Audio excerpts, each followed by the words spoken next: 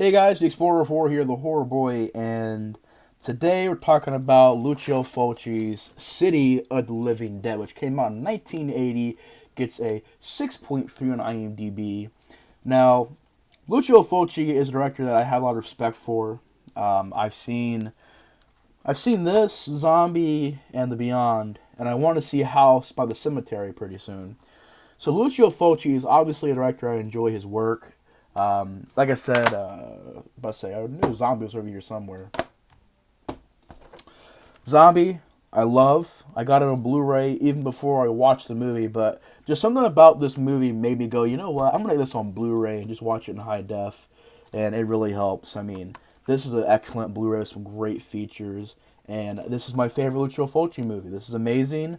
I want to review this movie again. I just want to rewatch it again before I do that. So it'll be a minute before that review gets up, but I want to rewatch this again, probably tonight actually, and give you guys a review. But yeah, Lucio Fulci's Zombie is my favorite. The Beyond I really love. But today we're kind of going a little bit backwards. This is the first movie of that Gates of Hell trilogy. There's City of the Living Dead, there's The Beyond, and then there's House by the Cemetery. Now, I reviewed The Beyond. I've already given my thoughts on The Beyond, and I love that movie a lot. Figured why not review this movie, because it would make sense to. I mean, I reviewed that. I reviewed Zombie once before, so I might as well as review this movie as well. And I was in the mood to rewatch it again. I watched it twice now. I watched it once like 4 or 5 months ago, and I just rewatched it last night. And this movie, I mean, when I rewatched it last night, my my liking for it bumped up a little bit more to where I could say it's a good movie. It's definitely a good movie. I just don't think it's nearly as good as The Beyond and Zombie. I just really don't. And I've watched it twice now, and I still stand by what I said before. It's just a movie that, to me, has more problems than those movies do. And we'll we'll get into that in a second. But yeah, City of the Living Dead. The story is very, I would like to say very basic, but it's not a very basic story.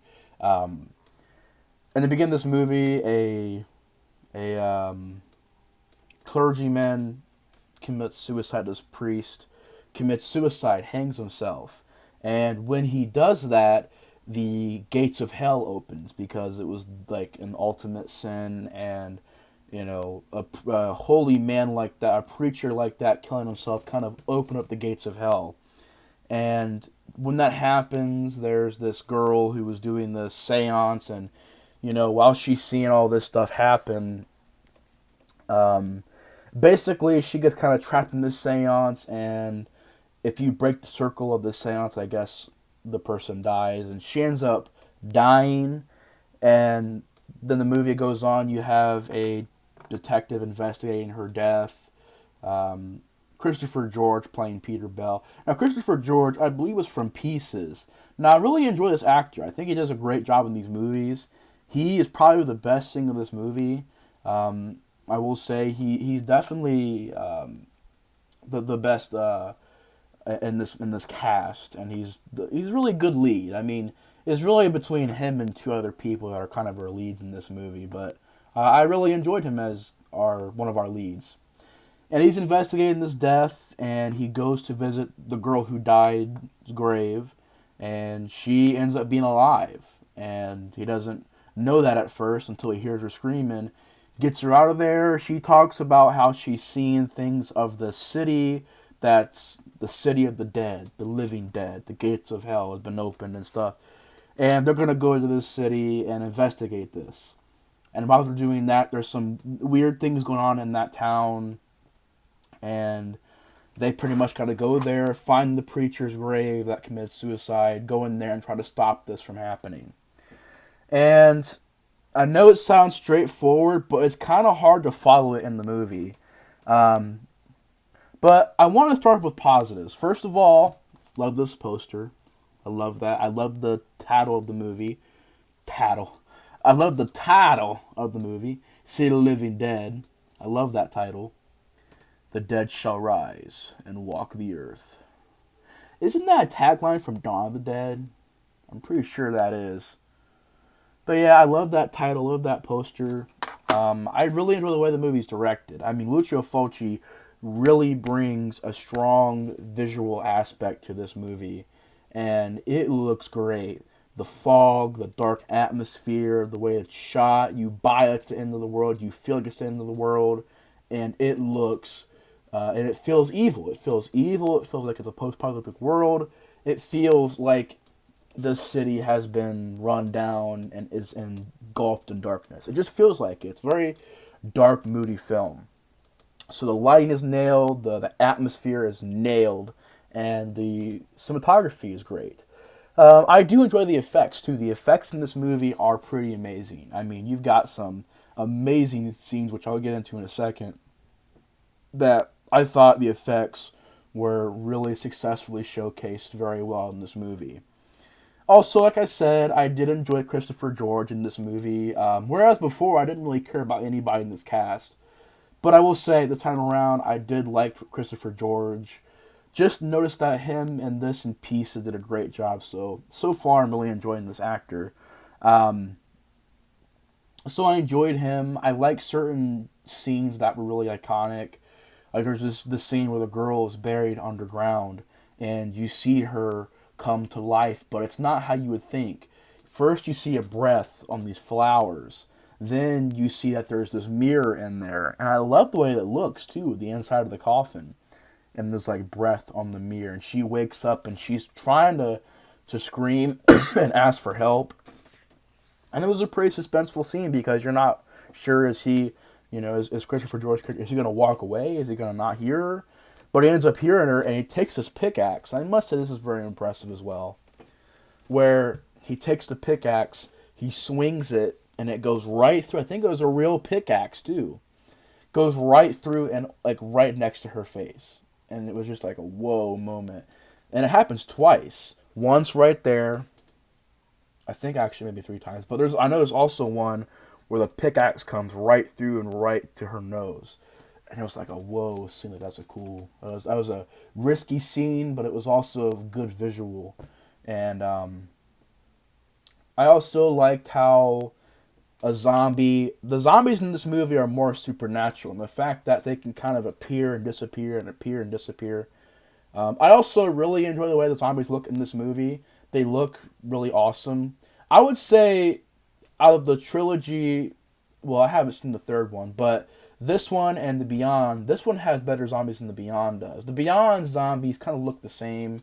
I mean, some of them look really cool and good and stuff. Still not as good as this movie's zombies. This is just nailed. This just looks like real dead bodies. Real dead cadavers. They look realistic. I don't think you're ever going to top them, but in this movie, I like how they look. They're very dark, slimy, just disgusting looking zombies. And I must say, they look a lot better in this than the Beyond. The Beyond, they look the same, kind of. They all kind of have that same makeup. But in this, I enjoyed that. I liked, like I said, how the zombies will appear, disappear in camera effect. And it's a pretty cool looking stuff. Especially that shot where the girl who died, her corpse appears in this closet. And it freaks the kid out. And he runs away and it disappears. Or there will be a zombie up here on a balcony, and it'll jump all the way down here in one shot. That was a cool looking shot. I liked how there will be a zombie over here, like teleport over here. That's just such a unique thing. I've never seen that in a movie before. It's so unique. I really enjoyed that. And the gore scenes are beautiful. Lots of brains getting grabbed, and like the back of the skull being pulled out, and practical effects. There's a great scene where, the effect, I can kind of tell really, it's kind of weird because it's a good effect, but you can kind of tell it's not maybe real insides. Like the guts look a little fake, but the effect still looks pretty decent. And it's a pretty cool idea, pretty fucking brutal idea where this chick's eyes bleed and she like coughs up her insides. Coughs up her, intestines and her, just everything. Coughs everything up. And if you want to see a movie where that's done a little bit more better. At the very end of ABCs of Death Part 2, there's a scene where this chick coughs up her insides. You like the scene in this movie? This one's decent. You want to see it look a lot better and done more brutal? Watch the ending of ABC to Death 2, or watch the entire movie and then stick around and see that ending. That ending is fucking crazy. And if I spoiled it, I'm sorry, but it's an older movie, but still.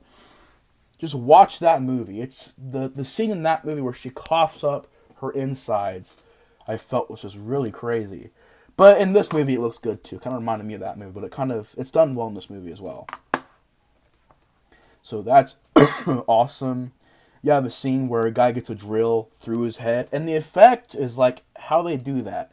I don't know how they did this, because you see, of course, the mannequin head, which it's not really a bad looking effect, but you can tell it's an effect where the drill bit goes in and it goes out the other end.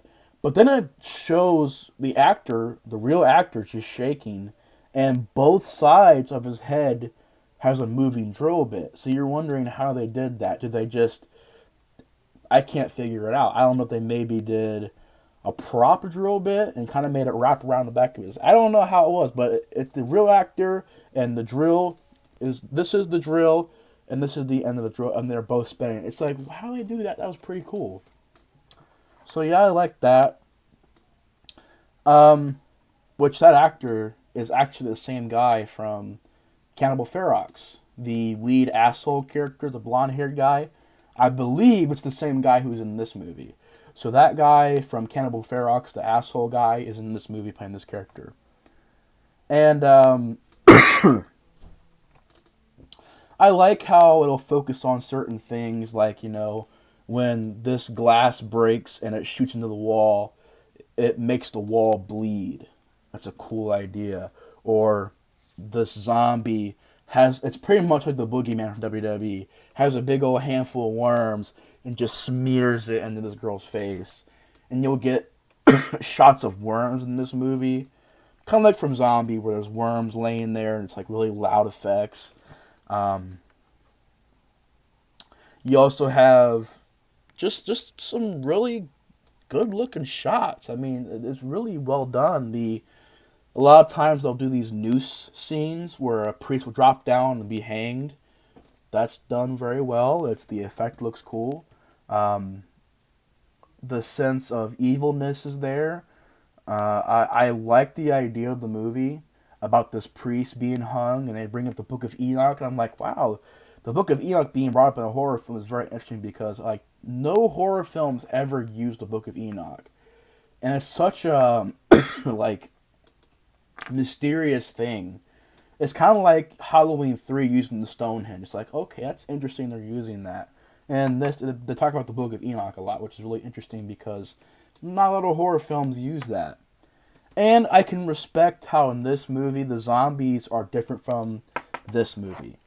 These ones are more of just the traditional ones where they don't teleport, they don't run, they just kind of walk around. They're traditional zombies. And this one's a little different. They're more like evil spirits of the dead that are zombies, but they can teleport. They have like powers and stuff. I like that. And even the Beyond, it was kind of the same thing as this movie. So I like that. There's a lot of stuff in this movie that I really liked. But what makes this movie to me just a decent, okay movie is that it's a really hard movie to follow.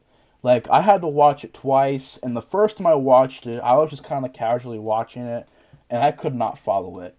I mean, I kind of got what was going on, but it was hard to get into. And this time around, I had to really focus hard to get into the story. It was just a story that sounds cool, but it's so hard to follow, because there are random scenes that you're kind of like, okay, what is this? Okay, what is this? But that's kind of Fulci's style, and I respect it. But in this movie, it's done more of a, this is more of a slow burn movie. This is much more slow burn than the Zombie and the Beyond. Very slow burn, but you got to be able to have, if it's slow burn, you got to have those characters in the story and the acting. And I really don't think that stuff is really strong in this movie. The dubbing is pretty bad, which I can, dubbing is one thing, but also the actors. I just didn't care for anybody besides Christopher George. The chick who he's with, I didn't really care for. These characters right here, which that's the chick. This is like the lead chick, and that's the other lead guy. I didn't really care for them. I didn't really care for much of the supporting cast. I just didn't. Um, Lots of just random shit. Like, this guy, I guess because he's perverted, he throws this blow up doll, and it like inflates by itself. And it's like this scene of the blow up doll. It's just like, it's like randomly in there. I just didn't know what that was in there for. You have a scene where this guy literally commits murder, and it's like, holy shit, like he kills this guy in cold blood, which I understand is because his daughter in the past got caught going out into the woods with him, and he wants to kill him and stuff like that. But I mean, it was just, okay, I can give the movie that. It's a shocking scene, but it's like, I don't know, it was just a weird scene, and it was that, and just certain things happen in this movie. Like, the very end shot is so confusing to me. Because the way this movie ends, they go in there and they kill the priest. They grab like a crucifix, this big giant cross, and drive it through him, and he burns and dies. And then they get out of the grave, and this kid runs up to him. Can somebody fill me in on what's happened here? Because he's running, and they start freaking out and panicking. And I rewound this shot like 5 times, looking for an answer, looking for something. This kid just, all he does is run to them because he's happy to see them.